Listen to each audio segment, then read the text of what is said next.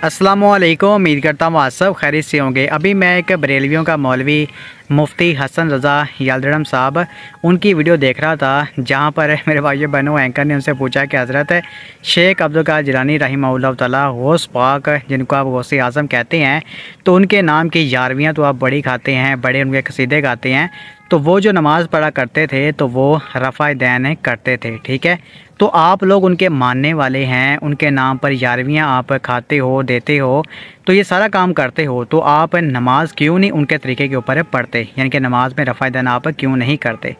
तो इसके ऊपर याल्दड़म साहब ने, मेरे भाई बहनों, एक तो होता ना किताबें बदल गई, बरेलवियों के पास और कोई जवाब होता नहीं है, मौलवियों के पास, तो ये कहते हैं कि भाई ये किताबें बदल गई, इन किताबों से हमारा कोई भी लेना देना नहीं है, इस तरह का झूठ बोलते हैं।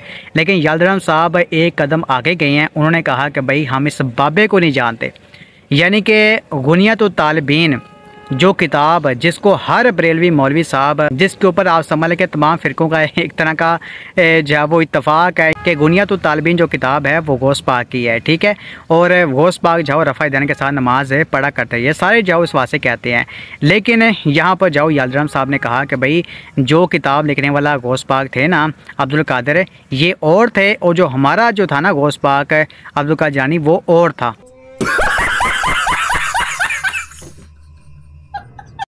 गुनियत तालिबीन की निस्बत ही मशकूक है। अच्छा, ये शेख अब्दुल कादिर जिलानी की किताब नहीं है, ये अब्दुल कादिर नाम का कोई और आलिम था, उसने लिखी थी अपने ज़माने में। अल्लाह दे बंदे को झूठ कढ़ना सी मेरे को सीख लेंदे, मैं भी 31 साल बरेलवी रहा। जी, तो मेरे भाई बहनों आप यहाँ से चेक कर लें कि ये लोग किताबें बदलने से लेकर अपने बाबे से ही भागे हैं कि भाई हम इसको नहीं जानते। हालांकि आप देख लें कि दावत इस्लामी वाले मुफ्ती मुनीबुर रहमान साहब का जो ग्रुप है, TLP का जो ग्रुप है, इसके अलावा जितने भी बरेलवियों के बड़े बड़े ग्रुप हैं ना, वो सारे के सारे जो वो A to Z उलमा कराम मानते हैं कि जो गुनियत तालिबीन किताब है वो गौस पाक की है, और वो ये भी मानते हैं कि गौस पाक जो रफ़ा दैन के साथ नमाज पढ़ा करते थे। जब इनसे पूछा जाता है कि आप क्यों नहीं पढ़ते, तो वो कहते हैं कि हम उनकी तकलीद नहीं करते, वो आप समझ लें कि हम्बली थे, हम हनफी हैं, इसलिए हम जो रफ़ा दैन नहीं करते। तो ये जवाब जो हर बरेलवी आलिम इस वास्ते देता है। लेकिन ये याल्दड़म साहब ने कि नई जाओ तहकीक की है, कि नया सिस्टम किया है, वो कहते हैं कि भाई ये बाबा ही जाओ हमारा नहीं है, ना ये किताब हमारी है और ना ही ये बाबा हमारा है। ठीक है, तो बिल्कुल इस वास्ते जाओ उन्होंने लाने बात कर लिया। मैं कहता हूँ कि ये इंजीनियर मोहम्मद अली मिर्ज़ा साहब की बहुत बड़ी जीत है। कल तक ये लोग कहते थे कि भाई ये किताबें हमारी हैं, इनका दिफा जो किया करते थे कलमे वाली बातों का, और हर बात से आप समझ लें कि सारा मामला करते थे।